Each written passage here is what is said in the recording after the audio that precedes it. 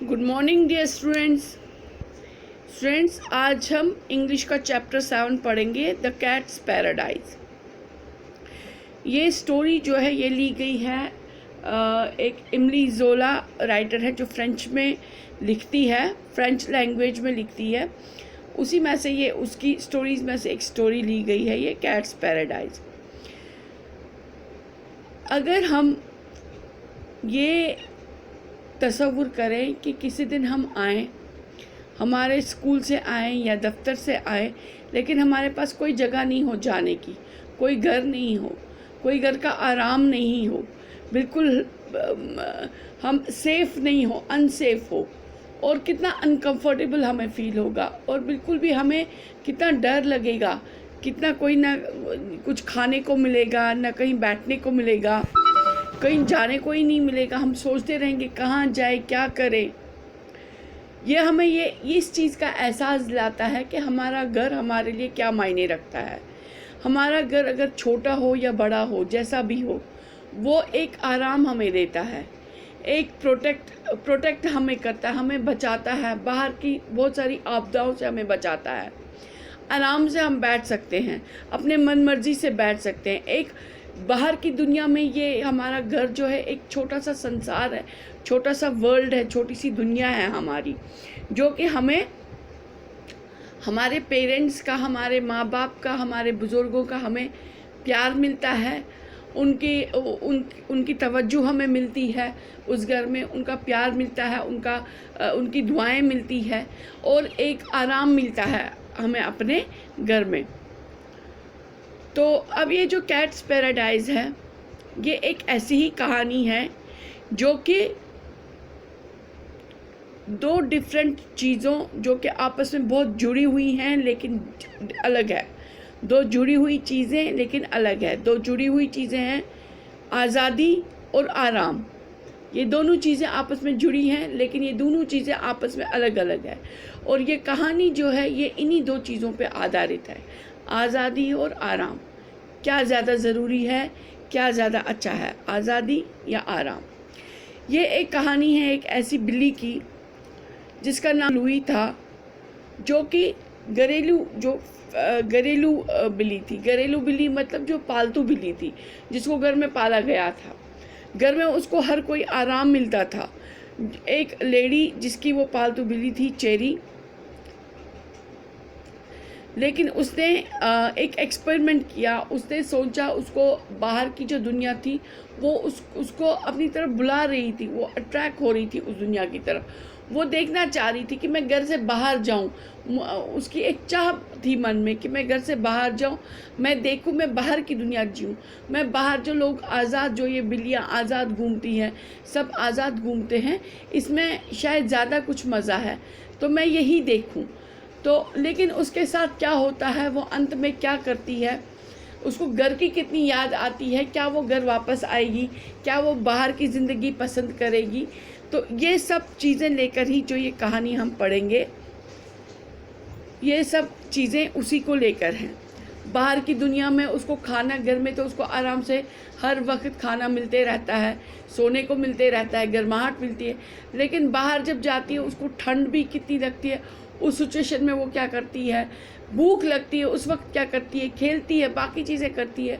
तो इस सब को लेकर ये कहानी इस सब के ही इर्द गिर्द घूम रही है।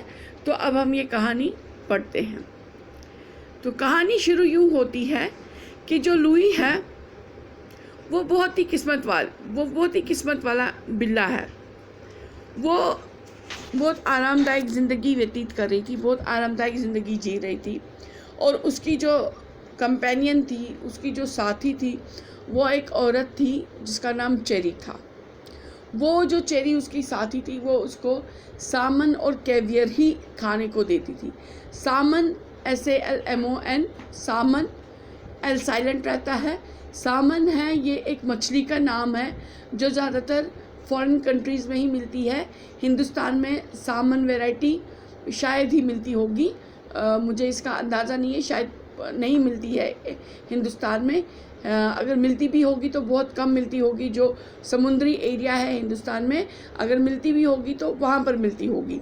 लेकिन फॉरेन कंट्रीज़ में जैसे अमेरिका है, फ्रांस है, इटली है, ये जगह हैं, यहाँ पर जो वेस्टर्न कंट्रीज़ हैं, यहाँ पर सामन, यूरोप या अमेरिका, यूएसए ऐसे देश जो हैं, यहाँ पर सामन नाम की मछली मिलती है। ये ज़्यादातर गोल्डन कलर की होती है, ये अंदर से भी ऑरेंज कलर की होती है ये मछली। और यहाँ पर जो होती है, यहाँ पर अमूमन वाइट कलर की फ़िश अंदर से होती है, अंदर से लाइट पिंकिश होती है, और जो फिर कुक होने के बाद वाइट बनती है। और ये अंदर से ऑरेंजिश होती है, थोड़ा संतरी कलर का होता है थोड़ा सा अंदर से।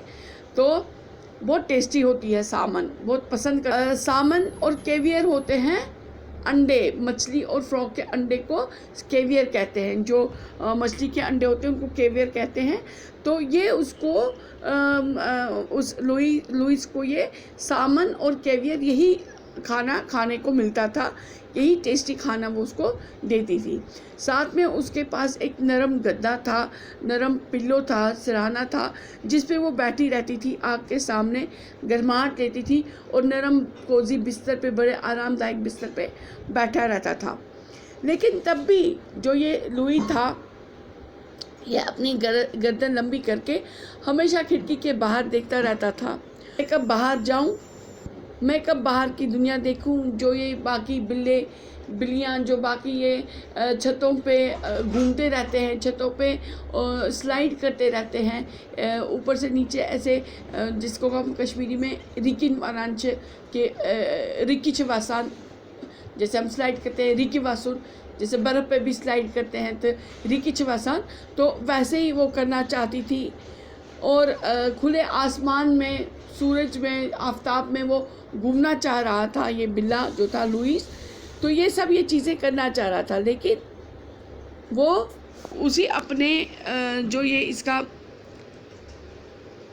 घर था, इजरी बंद था, इसको ये एक जेल, कैद खाना लगता था, जेल लगती थी, कैद खाना लगता था। और कहता था ऐसा भी कोई दिन आएगा कि मैं बाहर जाऊं, मैं बाहर की दुनिया देखूं और बाहर की दुनिया में रहूं अपनी आज़ादी के साथ। एक दिन ऐसा ही एक मिरेकल हुआ।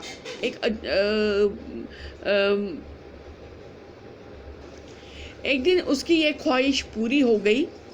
तो उसने चेरी जो थी, वो किचन की जो किचन जहाँ पर हम खाना वाना बनाते हैं उसको किचन कहते हैं, किचन की खिड़की खुली रह गई और इसको मौका मिल गया भागने का। और ये इसने ना आव देखा ना ताव देखा, ये एकदम से घर से भाग गया।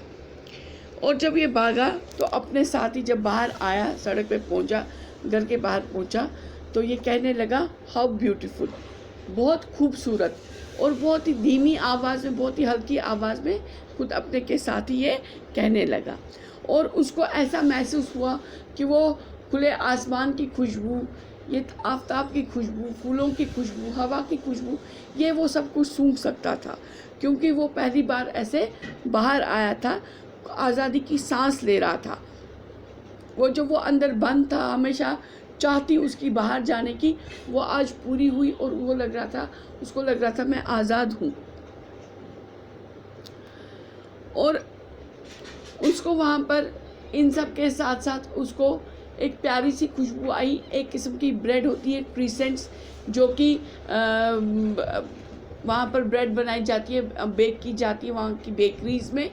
तो उसको उसकी भी खुशबू आने लगी वहाँ पर। अब उसका जो उसने तीन बिल्ले वहाँ पर, तीन बिल्लियों को आते देखा, तो उसका दिल थोड़ा सा धड़का, थोड़ा वो डर गया, हल्के से वो डर गया। लेकिन जब वो बहुत शरारती, बहुत गुस्से से, बहुत रफली उसके सामने पेश आए, तो उसने उसको कहा क्या तुम हमसे डर रहे हो, तुम डरते क्यों हो। तो लुइस ने भी अपना मुंह खोलना चाहा, अपना मुंह खोला और उनसे बात की। और वो भी उनके साथ साथ छतों पे घूमने लगा, इधर उधर घूमने लगा। इतने में उसके पास एक कैट आया और जिसका नाम टॉम था। और वो उसने उसको बॉन्जोर कहा। बॉन्जोर मतलब हेलो, फ्रेंच में हेलो कहते हैं, जब एक दूसरे से मिलते हैं बॉन्जोर कहते हैं, हेलो कहते हैं। तो उसने उसका और ये अपने आप को उसके सामने इंट्रोड्यूस किया, अपना तारुफ दिया कि मेरा नाम टॉम है, तुम कैसे हो,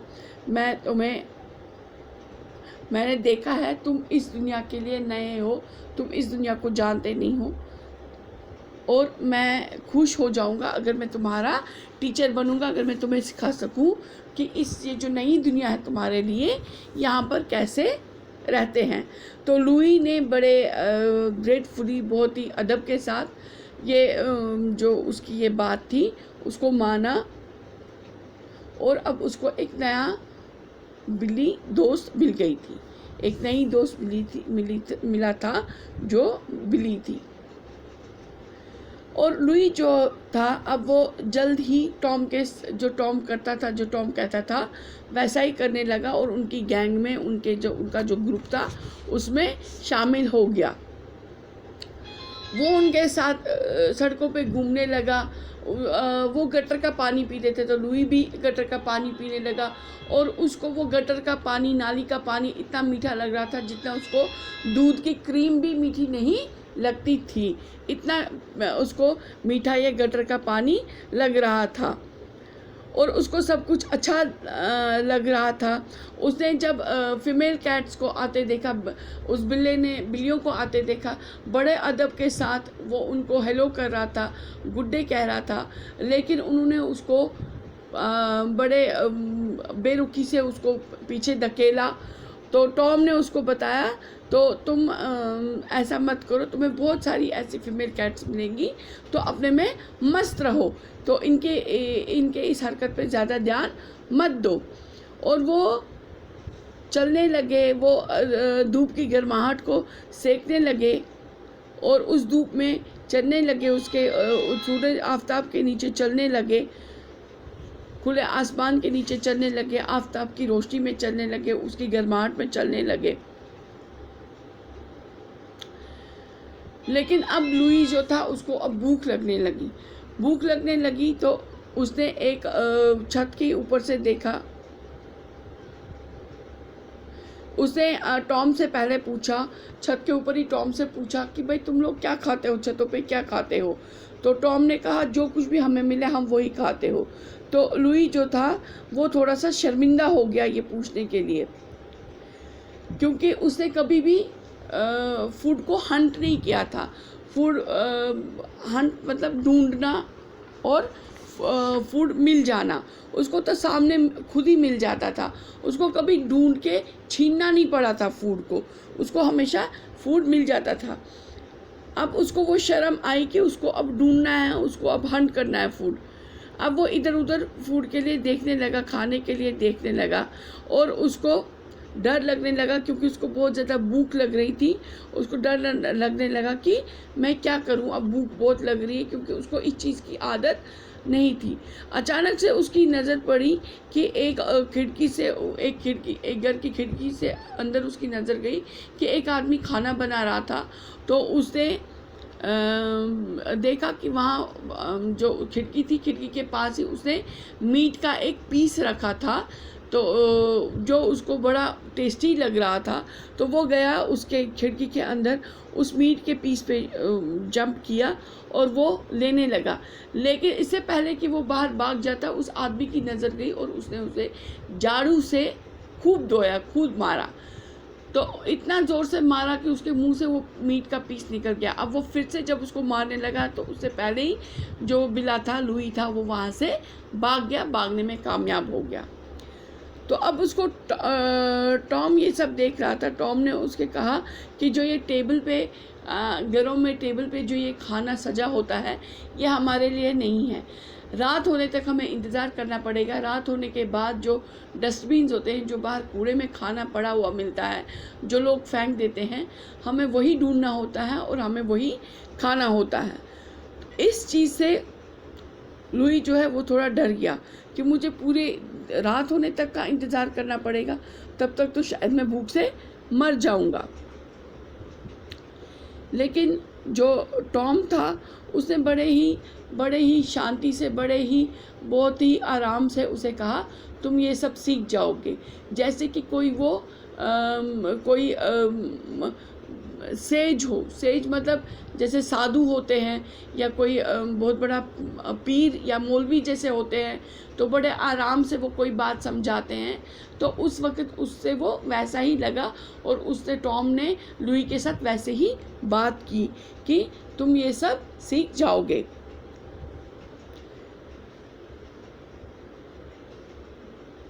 अब उन्होंने छतों को छोड़ दिया क्योंकि रात हो गई थी। अब वो सड़कों पे इधर उधर घूम रहे थे। जब रात हो गई, शाम हो गई, रात होने लगी, तो जो लुई था वो ठंड से भी ठिठुरने लगा क्योंकि बारिश भी होने लगी थी, ठंडी हवाएं भी चलने लगी थी, तेज़ तेज़ ठंडी हवाएं चलने लगी थी। तो उसको अब ये महसूस हुआ कि ये जो बाहर की दुनिया है ये कितनी डरावनी है, कितनी सख्त है, कितनी डरावनी है। अब धूप नहीं थी, अब सन नहीं था, अब धूप नहीं थी। अब छतों पे वो गर्माहट नहीं थी। अब कोई खेलना नहीं था, कोई घूमना नहीं था। उसके जो स्ट्रीट्स थे, उस पे जो कॉबल स्टोन, एक किस्म का स्टोन है कॉबल स्टोन, उस पे जो वो चल रहा था तो वो बहुत स्लिपरी हो गया था, बहुत फिसलन थी उस पे, तो वो फिसल रहा था। अब उसको चेरी की, जो उसकी साथी थी, चेरी जो उसके साथ हमेशा खेलती रहती थी, उस चेरी की याद आने लगी, उस घर की याद आने लगी और अपने उस प्यारे से सिरहाने की याद आने लगी। अचानक से टॉम ने उसको कहा, जल्दी इधर आओ, इधर छुप जाओ, क्योंकि ये जो लोग आए हुए हैं, ये लोग जो हैं ये हुक लेकर आए हैं और टोकरी लेकर आए हैं, ये कैट कैचर्स है, ये हमें पकड़ेंगे और बंद कर देंगे। तो अब वो बहुत डर गया। वो डर से भी कांपने लगा, ठंड से भी कांपने लगा, बारिश हो रही थी उससे भी कांपने लगा। तो उसको ऐसी डरावनी रात उसने कभी नहीं देखी थी। उसके लिए ये सारा सब मंजर डरावना था, सब कुछ डरावना था, उसका दिल दहला हुआ था। अचानक से उसने देखा कि रास्ते में गाड़ी आई है जो कि कूड़ा उठा रही है, तो उसमें से वो गया। उसको लगा कि यहाँ पर कुछ खाने को मिल जाएगा, लेकिन वो वहाँ पर वही सामन मछली और मछली के अंडे ढूंढ रहा था, लेकिन उसको वो नहीं मिला, सिर्फ सूखी सी 3 हड्डियाँ मिली। तो इस पर टॉम ने उसको कहा, टॉम उसको देख रहा था, वो समझ गया कि ये इस दुनिया के लायक नहीं है। उसने जल्दी से वो ढूंढा, उस गार्बेज में ढूंढा, उसको सूखे हुए और थोड़े से पुराने से मीट के पीसेस मिले। अब जब उस पर और भी ज़्यादा ठंड लग रही थी, उसको और भी ज़्यादा बारिशें हो रही थी, तो उसको वो अपना जो उसकी अपनी जेल थी, वो घर जिसको वो जेल समझता था, उसको वही अपना वो सूखा वाला जेल याद आया। वहाँ की गर्माहट याद आ गई, वहाँ का वो खाना याद आ गया, सामन और जो कैवियर था वो याद आ गया, और वहाँ की हर एक चीज़ याद आने लगी। जब सुबह जैसे तैसे जब सुबह हो गई, तो टॉम ने उसको देखा और टॉम ने उसको कहा कि ये दुनिया है, यहाँ की ये बाहर की दुनिया है, ये तुम्हारे लिए नहीं बनी है। मुझे उम्मीद है कि तुम्हें इस दुनिया की तसल्ली हो गई होगी और तुम अब घर वापस जाना चाह रहे होंगे। तो लुइस ने कहा, हाँ मैं अब घर वापस जाना चाह रहा हूँ, लेकिन मैं कैसे घर पहुँचूँ, मुझे रास्ता नहीं पता। तो टॉम ने कहा कि मैंने जब तुम्हें कल अब उस घर से भागते हुए देखा था, तो मुझे उसी वक्त एहसास हो गया था कि तुम इस आज़ादी के काबिल नहीं हो, तुम इस आज़ादी के लायक नहीं हो, तुम इस आज़ाद ज़िंदगी में नहीं रह सकते, क्योंकि तुम एक नाजुक सी बिल्ली हो। तुम्हें उसी घर की आदत होगी, आराम से बैठना और खाना सामने मिलना और खेलना। तुम वैसे उसी तरीके की बिल्ली हो और तुम्हें उसी की आदत है। तुम यहाँ पर सड़कों में इतनी टफ लाइफ नहीं जी सकती। तो चलो तुम मेरे पीछे पीछे आओ, मैं तुम्हें घर पहुँचाता हूँ। तो वो उसके पीछे पीछे चला और टॉम ने उसको घर पहुँचाया। जब वो उस खिड़की से वापस गया तो लुई को टॉम की बहुत याद आई तो लुई उसका दिल चाहा और उसने टॉम से कहा कि तुम भी आ जाओ, मेरी जो साथी है, मेरी जो दोस्त है, वो बहुत अच्छी है, बहुत ही दिलदार औरत है, वो तुम्हें भी अपने घर में जगह दे देगी, हम दोनों एक ही पिलो पे बैठेंगे, मज़े करेंगे एक साथ, अब हम फ्रेंड्स भी हैं, एक साथ बैठेंगे। तो टॉम ने कहा नहीं, मुझे अपनी आज़ादी ज़्यादा पसंद है, तुम अपने आराम में रहो, मैं अपनी आज़ादी में रहूँगा, मुझे वो ज़्यादा पसंद है और मैं वो किसी भी कीमत पे छोड़ नहीं सकता।